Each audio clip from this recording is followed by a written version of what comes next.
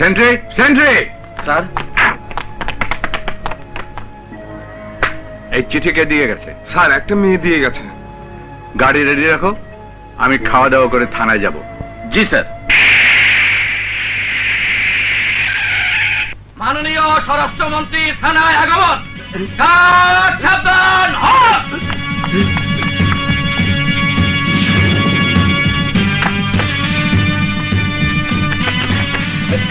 Sir. OC সাহেব, জি sir. Rafiq নামে যে ছেলেটিকে আপনারা গ্রেফতার করেছেন জি, ও স্যার। আমার এলাকার ছেলে, এবং যে অপরাধে গ্রেফতার করেছেন তাও আমি জানি। কিন্তু বিষয়টা নিয়ে আমি সন্দিহান, কারণ আমার জানা মতে এ ধরনের অপরাধের সঙ্গে সে জড়িত থাকতে পারে না। স্যার, পিস্তলটি রফিকের ব্যাগেই পাওয়া গেছে।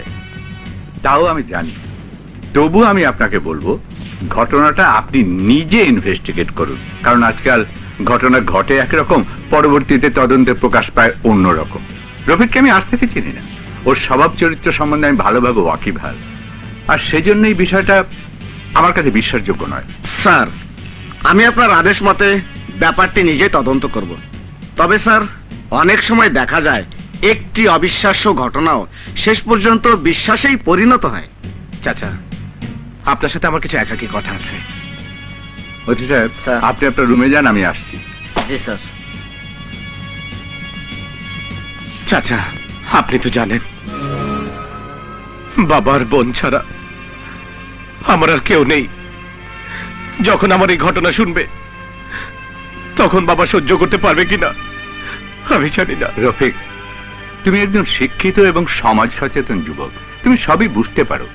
তুমি হয়তো আমার কাছে আশা করছো আমি স্বরাষ্ট্রমন্ত্রী, আমি তোমাকে এক্ষুনি ছেড়ে দেওয়ার জন্য ওসিকে নির্দেশ দেব। কিন্তু বাবা, চিঠিতে তুমি যে লোকটির নাম উল্লেখ করেছো সেই লোকটি আগামীকাল সব কাগজে বড় বড় করে সংবাদ ছাপাবে স্বরাষ্ট্রমন্ত্রী ক্ষমতার অপব্যবহার করেছে। তাই বাবা, তোমার কাছে আমার অনুরোধ, আইনকে তার নিজস্ব গতিতে চলতে দাও। চাচা, আপনি কি বলতে চান তা আমি বুঝি, তাই আমি আপনাকে এমন কোনো অনুরোধ করব না যাতে আইনকে আপনার হাতে তুলে নিতে হয়। তবে এদেশের একজন সাধারণ নাগরিক হিসাবে গণপ্রজাতন্ত্রী বাংলাদেশ সরকারের স্বরাষ্ট্রমন্ত্রীর কাছে আমার অনুরোধ, আমার মতো রফিক যেভাবে ষড়যন্ত্রের শিকার হয়েছে এভাবে যেন কোনো যুবককে ষড়যন্ত্রের শিকার হতে না হয়। হ্যালো, নাদের মোল্লা বলছি। সব বোধহয় সর্বনাশ হয়ে গেছে। কেন, কি হয়েছে? স্বরাষ্ট্রমন্ত্রী সাহেব এই মাত্র ওই ছোকরা রফিকের ব্যাপারে থানায় এসেছিলেন এবং আমাকে নির্দেশ দিয়েছেন আমি নিজে যেন তদন্ত করি, সুষ্ঠু তদন্ত। হ্যাঁ, তাতে কি হয়েছে? আমার খুব ভয় লাগছে, যদি সুষ্ঠু তদন্ত করি তাহলে যদি সব সত্য প্রকাশ পেয়ে যায়। ওসি সাহেব, এক কাজ করো, আপাতত ওকে চালান দিয়ে দাও, পরে অবস্থা বুঝে ব্যবস্থা নেওয়া হবে, ঠিক আছে? না, আমার রফিক কখনো অবৈধ অস্ত্র হাতে তুলে নিতে পারে না। যে হাত ছাত্র জীবন থেকে নিজ হাতে কাজ করে লেখাপড়া করেছে, সংসার চালিয়েছে, অন্যায়ের প্রতিবাদ করেছে, সন্ত্রাস দমনে সর্বদা চেষ্টা করেছে, সেই ছেলে কখনো সন্ত্রাস করতে পারে না।